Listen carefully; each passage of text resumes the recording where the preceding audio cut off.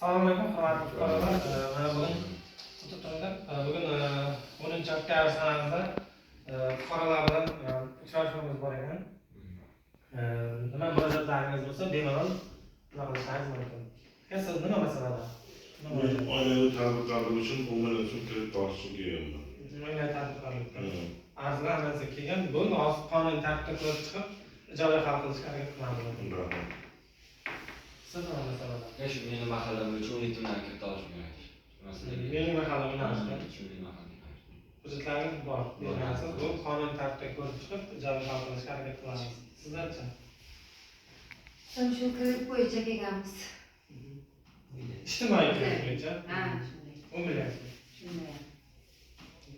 Yo'q, men hozir qonun tartibga ko'ra chiqamiz. Opa, siz nima masalada? Qizim shundan kerak. İçtimai kredit. Hozir ko'rib chiqamiz. Sizcha? Qizim shu ijtimoiy kredit bo'yicha bilan kredit olganmiz.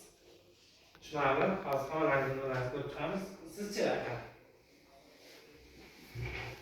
Kreditim bor, uni to'laganligim.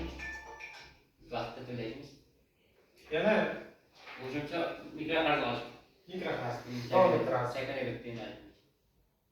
Bo'ldi, yaxshi ekan. Shartli nimalar bor? Bora. Buni ham hozir ko'rib chiqamiz. Qonun tartibga ko'ra chiqib, hal qilishga harakat qilamiz.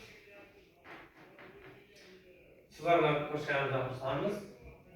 Uchrashuvimiz o'z yakuniga yetdi.